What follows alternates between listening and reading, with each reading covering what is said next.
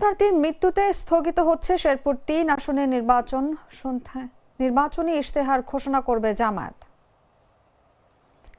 প্রথমবারের মতো ফরিদপুরে যাচ্ছেন তারেক রহমান। ৫ জেলায় উৎসবের আমেজ।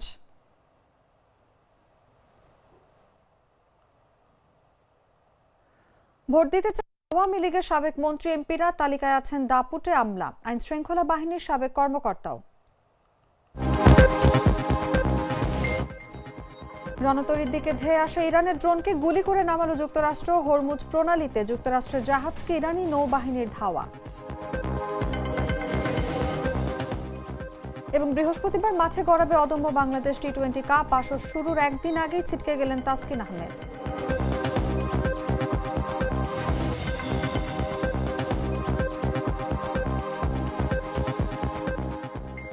এতক্ষণ শুনছিলেন সংবাদ শিরোনাম।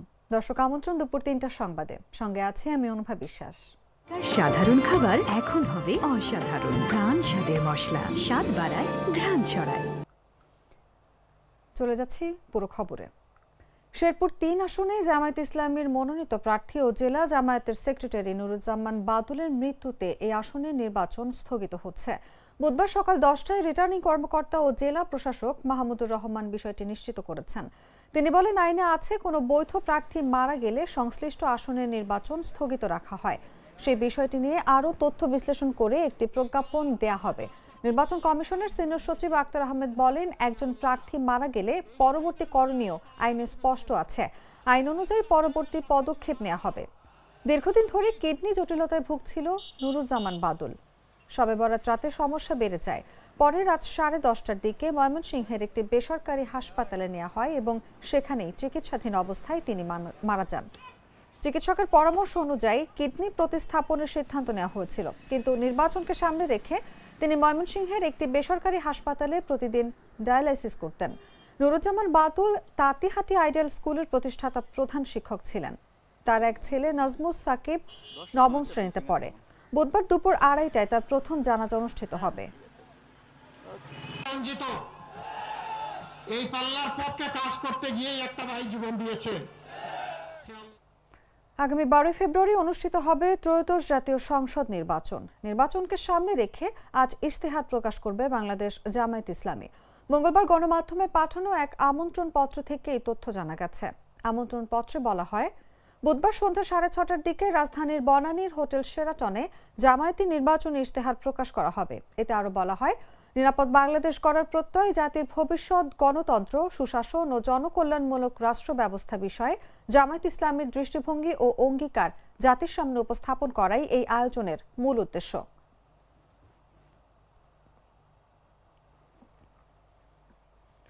বাংলাদেশ জামায়াত ইসলামীর আমির ডক্টর শফিকুর রহমানের এক্স অ্যাকাউন্ট হ্যাকের ঘটনায় মোহাম্মদ সরওয়ার আলম নামে বঙ্গভবনের এক সহকারী প্রোগ্রামারকে আটক করেছে ঢাকা মহানগর গোয়েন্দা পুলিশ। মঙ্গলবার দিবাগত রাত 1টার দিকে ঢাকা মহানগর পুলিশের ডিবি প্রধান অতিরিক্ত পুলিশ কমিশনার শফিকুল ইসলাম এই তথ্য নিশ্চিত করেছেন। এদিকে মঙ্গলবার মধ্যরাতে রাজারবাগ পুলিশ লাইন অডিটোরিয়ামের পূর্ব পাশের সরকারি কোয়ার্টারে জামায়াত ইসলামীর আমিরের এক্স হ্যান্ডেল হ্যাককারীকে ধরতে অভিযান পরিচালনা করেছে ডিবি পুলিশ। এই বিষয়ে ডিবি প্রধান বলেন, আমাদের একটি অভিযান চলছে, বিস্তারিত পরে জানানো হবে। গত শনিবার রাতে জামায়াত আমিরের এক্স হ্যান্ডেলের একটি পোস্টের স্ক্রিনশট সামাজিক যোগাযোগ মাধ্যমে ভাইরাল হয়। সেখানে দেখা যায় কর্মজীবী নারীদের নিয়ে আপত্তিকর মন্তব্য। পরে এক্স অ্যাকাউন্ট থেকে সেই পোস্ট সরিয়ে নেওয়া হয়। জামায়াত বিবৃতি দিয়ে জানায়, সাইবার হামলা করে অনাকাঙ্ক্ষিত পোস্ট প্রকাশিত হয়েছে এবং জামায়াত আমিরের নামে মিথ্যা বক্তব্য প্রচার করা হয়েছে।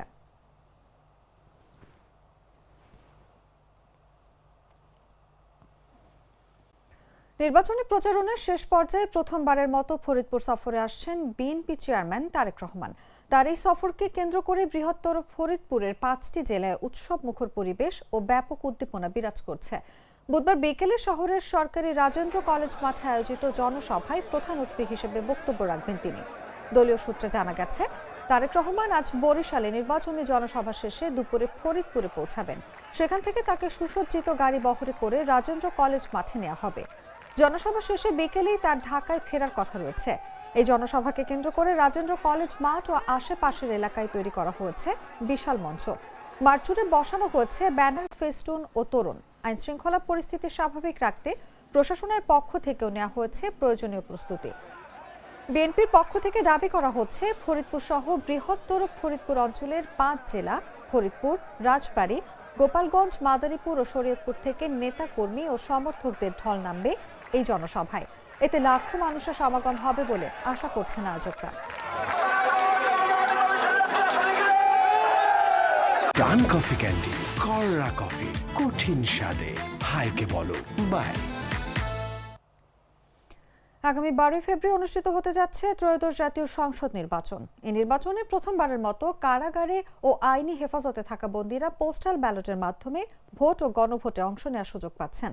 ক্ষমতাচ্যুত আওয়ামী লীগ নির্বাচনে অংশ নিতে না পারলেও ভোট দিতে ইচ্ছুক সাবেক এমপি মন্ত্রীরা। ইতিমধ্যে দলটির সাবেক মন্ত্রী, সংসদ সদস্য, উচ্চ পদস্থ কর্মকর্তা ও ভিআইপি সহ প্রায় 6,000 বন্দী ভোট দেওয়ার জন্য নিবন্ধন করেছেন।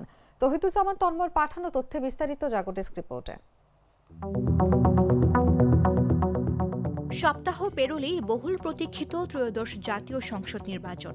এবারে নির্বাচনে প্রথমবারের মতো কারাগারে বা আইনি হেফাজতে থাকা ব্যক্তিরা পোস্টাল ব্যালটের মাধ্যমে ভোট দেওয়ার সুযোগ পাচ্ছেন। পাশাপাশি তারা গণভোটেও অংশ নিতে পারবেন।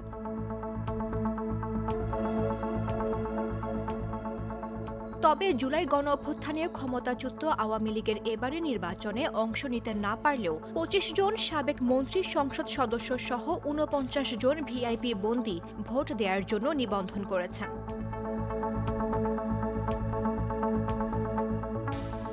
আওয়ামী লীগ সরকারের সাবেক মেয়র, আইনশৃঙ্খলা বাহিনীর সাবেক কর্মকর্তাও ভোট দেওয়ার জন্য নিবন্ধন করেছেন।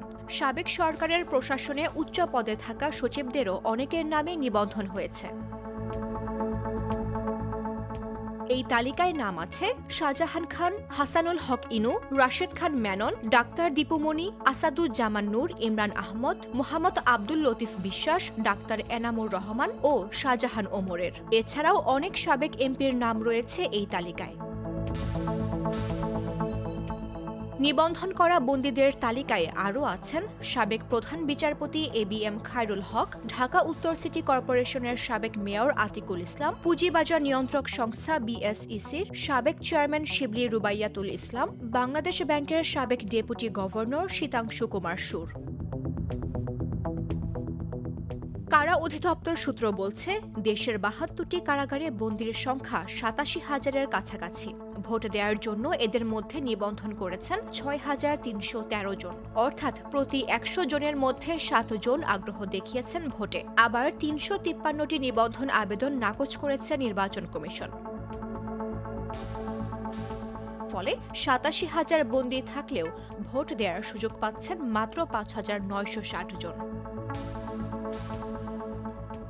মামদুহা রাইসা, জাগো নিউজ। নওগাঁয় জুনাইদ সাকি নামে এক রাজস্ব কর্মকর্তার মরদেহ উদ্ধার করা হয়েছে। বুধবার ভোর 5:30টার দিকে 250 শয্যা নওগাঁ জেনারেল হাসপাতালের সামনে থেকে অজ্ঞাত পরিচয় হিসেবে মরদেহ উদ্ধার করে হাসপাতাল কর্তৃপক্ষ। এর আগে ওই কর্মকর্তার ক্ষত বিক্ষত মরদেহ হাসপাতালের সামনে পিকআপ থেকে ফেলে দ্রুত সেখান থেকে সটকে পড়েন চালক ও সহযোগী। নিহত জুনাইদ বরিশাল জেলার পিরোজপুর এলাকার বাসিন্দা। তিনি ঢাকার রাজস্ব বোর্ডের সহকারী রাজস্ব কর্মকর্তা হিসেবে কর্মরত ছিলেন বলে নিশ্চিত করেছেন নওগাঁ কাস্টমসের সহকারী কমিশনার মোহাম্মদ রাশেদ। নিহতের পরিবার ও হাসপাতাল সূত্রে জানা যায়, ঢাকা থেকে ট্রেনে সান্তাহার রেলওয়ে জংশন নেমে নওগাঁর মহাদেবপুরে স্ত্রীর সঙ্গে সাক্ষাতের উদ্দেশ্যে আসছিলেন জুনাইদ। তবে ভোরে ট্রেন থেকে নামার পর তিনি আর বাড়ি ফেরেননি। হলুদ রঙের একটি পিকআপ ভোর 5:30টায় তার ক্ষত বিক্ষত মরদেহ 250 শয্যা নওগাঁ হাসপাতালের সামনে ফেলে পালিয়ে যায়। এরপর সেখানকার কর্মচারীরা তাকে অজ্ঞাত পরিচয় অবস্থায় উদ্ধার করে জরুরি বিভাগে নিলে কর্তব্যরত চিকিৎসক জুনাইদকে মৃত ঘোষণা করেন। নওগাঁ কাস্টমসের সহকারী কমিশনার মোহাম্মদ রাশেদ বলেন, পুলিশ মৃত্যুর রহস্য উদ্ঘাটনে কাজ করছে। হলুদ একটা পিকআপ ছিল, পিকআপে নিয়ে আসছে, আনার পরে এখানে পিকআপটা ভিড়াই, আমরা ওই জায়গায় দাঁড়াইছিলাম। তারপরে ওখান থেকে ওরা ট্রলি নিয়ে আসে এখানে খালি কোনো রকম লাশ এই জায়গাতে রেখে দিয়ে ওরা চলে যায়। ওরা পরে আবার ধাপ করে ট্রলিতে রুগী এখানে পরে আছে। এই আসে ওরা এমার্জেন্সিতে টিকিট নিয়ে অজ্ঞাত নামায় টিকিট নিয়ে যায়। ডাক্তারকে দেখানোর পরে ডাক্তার ডিক্লার দিল যে মারা গেছে। এই ওনার সাথে কোনো লোক ছিলেন না, অ্যাটেন্ডেন্স কেউ ছিলেন না। তখন আমাদের করণীয় হিসাবে আমরা যেটা করেছি সেটা, এখন পুলিশকে আমরা অবশ্যই ইনফর্ম করব এরকম একটা পেশেন্ট আসলে।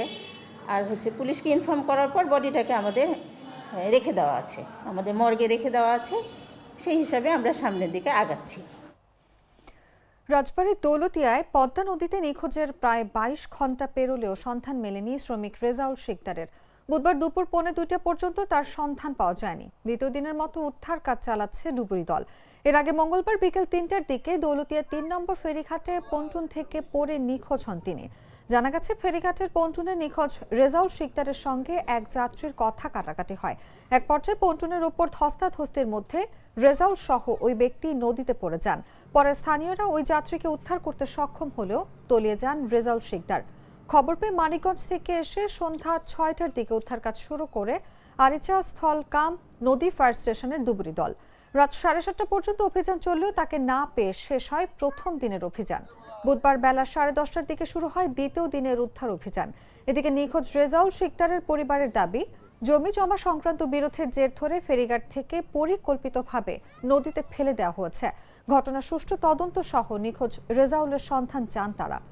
আরিচা স্থল কাম নদী ফায়ার স্টেশনের লিডার জয়নুল আবেদিন জানান, নিখোঁজ ব্যক্তির সন্ধানে দ্বিতীয় দিনের মতো উদ্ধার কাজ চলছে। সন্ধান না পাওয়া পর্যন্ত অভিযান চলবে। আমরা নদীতে গোসল করতেছি, পরে ফেরি এসে ভিড়ছে। ভিড়ার পরে উনরা প্রথমে নামছে, নামার পরে ওরা একজন বেটাই শোনারে যে কলার ধরছে, ধরে করছে কি যে আমার টাকা পয়সা আছে, আমার টাকা পয়সা দে। উনি করছে যে আমার কাছে নাইকে, পকেট মকেট বাইর করে দেখাইতেছে। পরে উনি করছে কি উনার নিয়ে যে হেসরে পরে ইসেতে পল্টানতে পড়ে গেছে। যাওয়ার পরে পরে সবাই উনার উঠাইছে, কিন্তু উনার উঠাই নাইকে। জমি জমা নিয়ে ওরাই মনে করলেন এটা কেন্দ্র করে এখানে আইনের একটা বিশৃঙ্খলা ঘটায় মানুষ দিয়ে লাগায় সেরে মনে করলো দস্তাদস্তি করে একটা গ্যাঞ্জাম সৃষ্টি করে আর কি ফেলাই দিয়ে তারকে মারা হয়েছে, মার্ডার করা হয়েছে। সকাল 10টায় আমরা অভিযান উদ্ধার কাজ শুরু করি। পুরোপাই পর্যন্ত কাজ চলতেছে, আপনারা তো দেখতেছেন। তো আমাদের যখন পর্যন্ত লাশ না পাবে এখন উদ্ধার কাজ চলতে থাকবে। Treat chocolate, treat moment, sweet moment. আন্তর্জাতিক সংবাদ।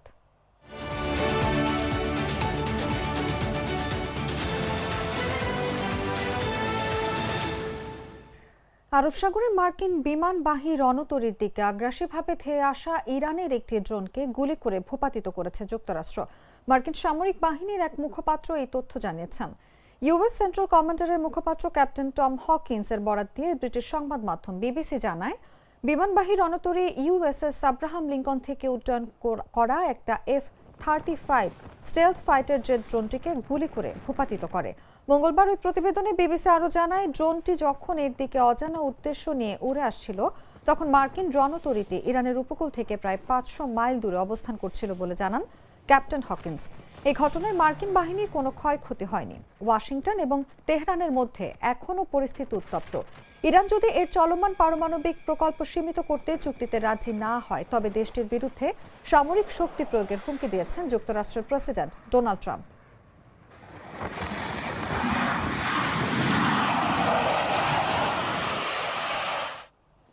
বৈশ্বিক জ্বালানি বাণিজ্যের অন্যতম গুরুত্বপূর্ণ নৌপথ হরমুজ প্রণালীতে যুক্তরাষ্ট্রের পতাকাবাহী একটি তেল ট্যাঙ্কারকে আটকের চেষ্টা করেছে ইরানের নৌবাহিনী।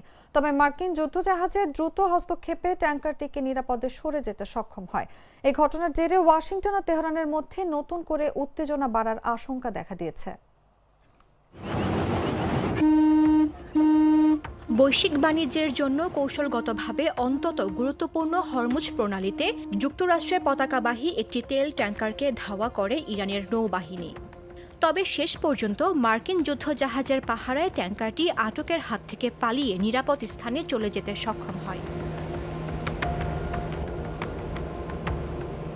মঙ্গলবার প্রভাবশালী মার্কিন সংবাদ মাধ্যম ওয়াল স্ট্রিট জার্নাল এক প্রতিবেদনে এই চাঞ্চল্যকর তথ্য জানিয়েছে।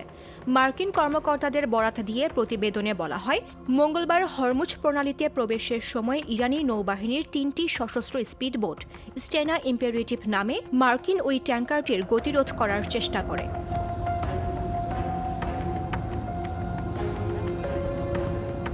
সমুদ্র নিরাপত্তা বিষয়ক সংস্থা ভ্যানগার্ড টেক তাদের গ্রাহকদের পাঠানো বার্তায় জানায়, 50 ক্যালিবার মেশিন গান সজ্জিত ইরানের অন্তত 6টি স্পিডবোট মার্কিন জাহাজটিকে ঘিরে ফেলে।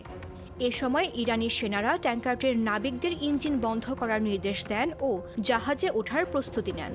তবে ট্যাঙ্কারটির ক্যাপ্টেন নির্দেশ অমান্য করে দ্রুত গতি বাড়িয়ে দেন। অদ্ভুত পরিস্থিতিতে মার্কিন নৌবাহিনীর একটি যুদ্ধজাহাজ দ্রুত ঘটনাস্থলে পৌঁছায় ও ট্যাঙ্কারটিকে নিরাপত্তা দিয়ে সরিয়ে নিয়ে যায়। এদিকে যুক্তরাজ্য ভিত্তিক মেরিটাইম ট্রেড অপারেশনস এজেন্সি জানিয়েছে, তারা ওমানের উপকূল থেকে প্রায় 16 কিলোমিটার উত্তরে একটি জাহাজ আক্রান্ত হওয়ার খবর পেয়েছে। ধারণা করা হচ্ছে মার্কিন পতাকাবাহী ওই ট্যাঙ্কারটি সেখানে বাধার মুখে পড়েছিল।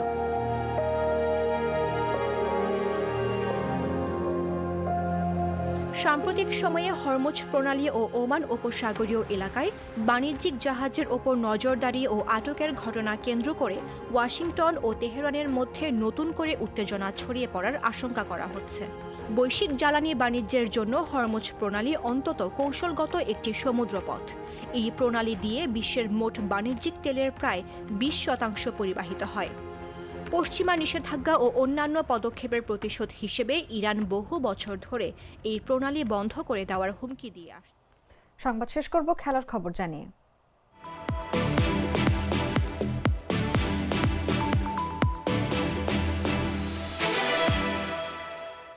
বৃহস্পতিবার থেকে মাঠে গড়াতে যাওয়া অদম্য বাংলাদেশ টি-20 কাপে ধূমকেতু একাদশের হয়ে খেলার কথা ছিল তাসকিন আহমেদের। তবে আসর শুরুর একদিন আগে ছিটকে গেছেন এই পেসার। সাইনাস আক্রান্ত হওয়ার কারণে এই টুর্নামেন্টে খেলা হচ্ছে না তাসকিনের। ডাক্তারের পরামর্শে কয়েকদিন তাকে থাকতে হবে বিশ্রামে। তাসকিনের বদলি হিসেবে টুর্নামেন্টে নতুন করে ধূমকেতু দলে ডাক পেয়েছেন পেসার মুকিদুল ইসলাম মুগ্ধ। মূলত টি-20 বিশ্বকাপে না খেলায় একই সময় দেশীয় ক্রিকেটারদের নিয়ে 3 দলের টুর্নামেন্ট আয়োজন করছে বাংলাদেশ ক্রিকেট বোর্ড।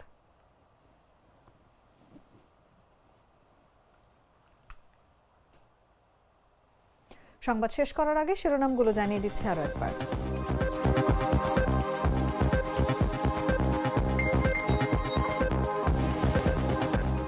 জামায়াত প্রার্থীর মৃত্যুতে স্থগিত হচ্ছে শেরপুর 3 আসনের নির্বাচন। সন্ধ্যায় নির্বাচনী ইশতেহার ঘোষণা করবে জামায়াত। প্রথমবারের মতো ফরিদপুরে যাচ্ছেন তারেক রহমান। 5 জেলায় উৎসবের আমেজ।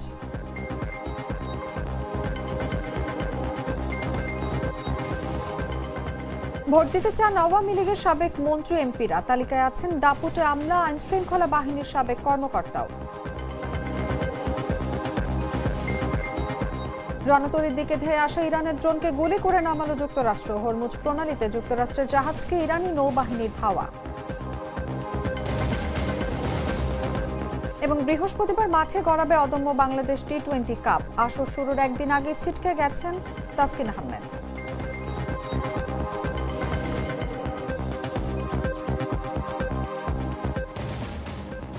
দর্শক, এই ছিল এখনকার মতো। এরপর বিকেল 5টায় দেখবেন দেশজুড়ে সংবাদ। প্রতি মুহূর্তে সর্বশেষ খবর জানতে ভিজিট করুন jagonews24.com। ফলো করুন আমাদের ভেরিফাইড ফেসবুক পেজ এবং সাবস্ক্রাইব করুন জাগো নিউজের ইউটিউব চ্যানেল। ধন্যবাদ সবাইকে।